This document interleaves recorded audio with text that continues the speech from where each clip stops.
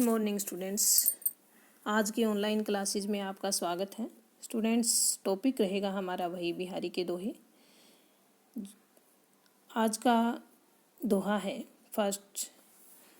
खेलन सिकई अली भलई चतुर अहेरी मार, कानन चारी नैन मृग नागर नर नुस्कार। स्टूडेंट्स, इस दोहे के माध्यम से बिहारी कवि ने बताने का प्रयास किया है कि जो इस दोहे में नायिका है उसके विशाल नेत्रों का अतिशयोक्तिपूर्ण वर्णन यहाँ कवि के द्वारा किया गया है। और ऐसे में एक सखी दूसरी सखी से बातचीत करती हुई नायिका के नेत्रों की सुंदरता के बारे में कहती हुई अपनी सखी से बातचीत करती हुई कहती है कि हे सखी, चतुर अहेरी मार, अहेरी मीन शिकारी, मार मीन कामदेव। तो ऐसे में अपनी सखी को बताती है कि चतुर शिकारी रूपी मार मीन कामदेव ने काननचारी नैन, कानन मीन काननचारी, कानों तक फैले हुए अर्थात बहुत बड़े बड़े जो नेत्र हों। तो ऐसे में सखी कहती है कि चतुर अहेरी मार, चतुर शिकारी रूपी कामदेव ने काननचारी नैन, तेरे इन बड़े बड़े जो नैन रूपी मृग मीन हिरण, हिरणों को नागर नरनु शिकार, नागर नगर, नरनु मनुष्य, नगर निवासी पुरुषों को शिकार करना भले ही खेलन सिकई, अच्छी प्रकार से सिखाया है। तो स्टूडेंट्स, इस दोहे में कवि ने जो नायिका है उसके आकर्षक और सुंदर एवं विशाल नेत्रों का सुंदर चित्र यहाँ वर्णन किया गया है। नेक्स्ट स्टूडेंट्स दोहा है। रस श्रृंगार मजनू किए, कंजनू भंजनू दैन, अंजनू रंजनू हूँ बिना, खंजनू गंजनू नैन। स्टूडेंट्स, इस दोहे के माध्यम से जो नायिका है उसके नेत्रों का के सौंदर्य का वर्णन किया गया है। और ऐसे में जो नायिका की सखी है वो नायक से नायिका के जो नेत्र हैं उनके सुंदरता का वर्णन करती हुई कहती है कि कंजनू भंजनू दैन, कंजनू मीन कमल, भंजनू मीन पराजित करना, हराना, दैन मीन देने वाली। तो ऐसे में नायक को बताती हुई कहती है कि उस नायिका के कमलों को पराजित करने वाले नयन रस श्रृंगार मंजनू किए, मंजनू मीन नहाए हुए, यानी कि श्रृंगार रस में नहाए हुए से प्रतीत होते हैं। अंजनू रंजनू हूँ बिना, अर्थात कवि के कहने का अभिप्राय है कि श्रृंगार के कारण नायिका के जो नेत्र हैं वो बहुत सुंदर लगते हैं, वो इतने अधिक सुंदर लगते हैं। अंजनू रंजनू हूँ बिना, यानी कि अंजन काजल लगाए बिना भी खंजनू गंजनू नैन, खंजन पक्षी का नाम होता है, उसके जो नैन होते हैं वो बहुत तीखे होते हैं। ऐसे में नायिका के नेत्रों की जो तुलना कवि के द्वारा की गई है इसलिए खंजन पक्षी के समान तुलना की गई है। और ऐसे में जो नायिका है वो नायक को बताती है कि अंजनू रंजनू हूँ बिना, यानी कि जो नायिका के जो नेत्र हैं वो इतने अधिक सुंदर हैं, अंजनू मीन काजल, कि वो काजल लगाए बिना भी गंजनू खंजनू गंजनू नैन, खंजन पक्षी के मान को भी भंग कर रहे हैं, यानी कि उनके जो नेत्र हैं वो इतने अधिक सुंदर हैं कि खंजन पक्षी के नेत्र भी उनके सामने फीके पड़ जाते हैं। स्टूडेंट्स, नेक्स्ट दोहा है। सायक सम मायक नयन रंगे त्रिविध रंग गात, झकऊ विलखी दुरी जात जल लखी जल जात लजात।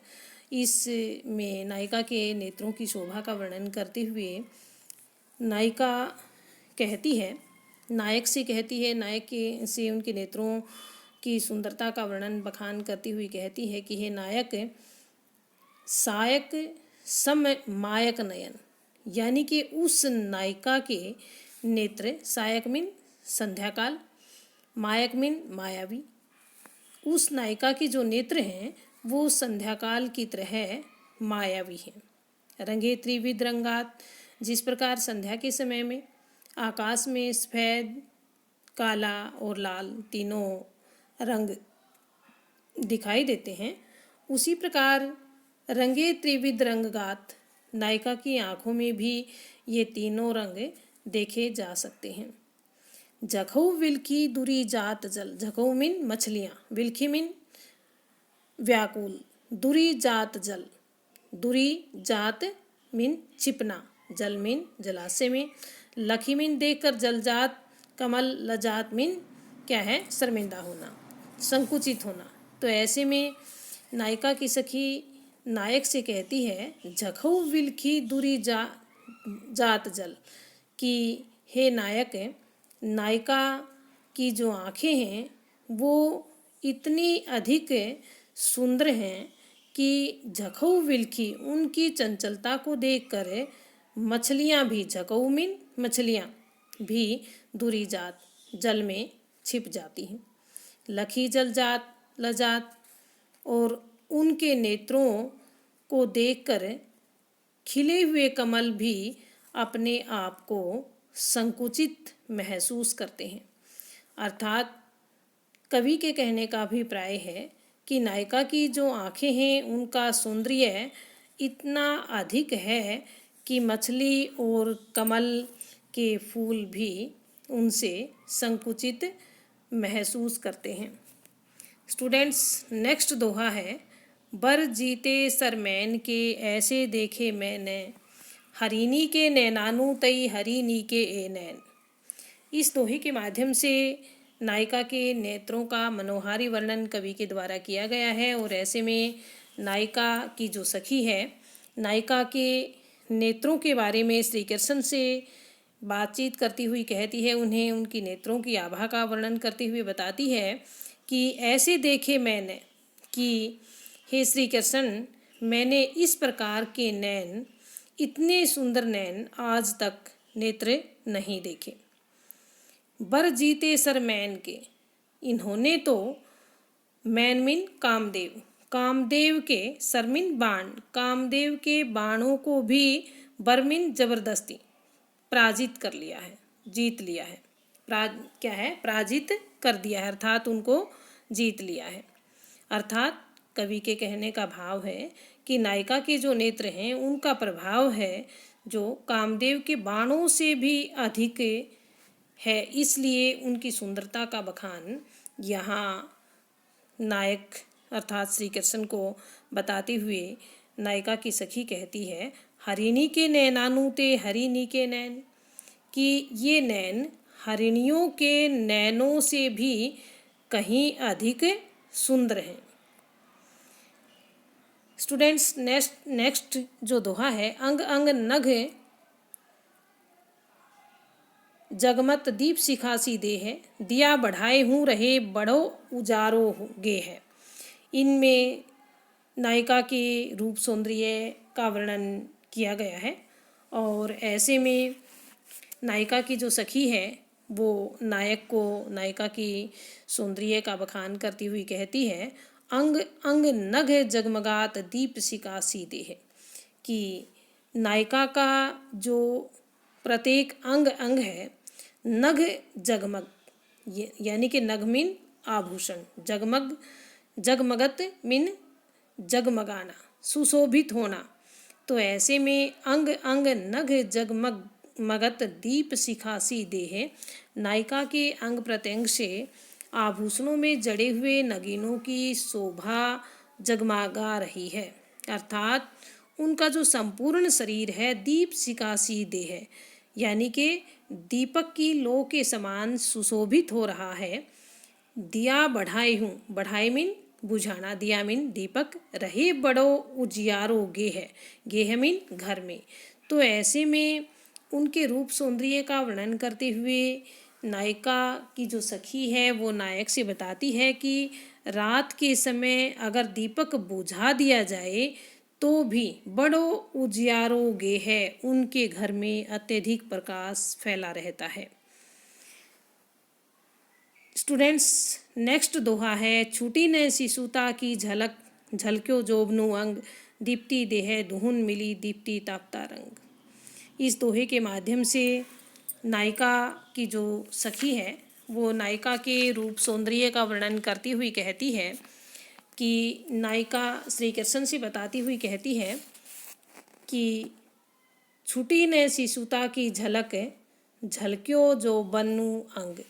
तो ऐसे में उन्हें बताती हुई कहती है, बचपन की झलक उनके शरीर से अब तक अलग नहीं हुई थी। शिशुता मीन बचपन, झलक्यो जोबनु अंग, जोबनु मीन जवानी, और जवानी उनके शरीर में छाने लगी है। दीप्ति देह दुहुन मिली।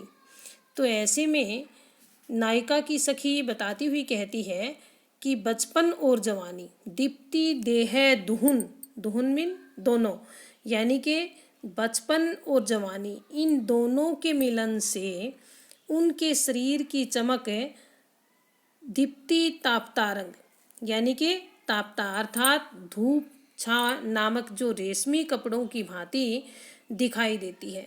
अर्थात कवि के कहने का अभिप्राय है कि वह बच्ची कभी बच्ची लगती है और कभी युवती लगती है। अर्थात उनके शरीर का जो सौंदर्य है वो बहुत अधिक है। नेक्स्ट दोहा है, पत्रा ही तिथि पाइये वा घर के चहु पास, नित प्रति पुण्योई रहे आनन ओ पुजास।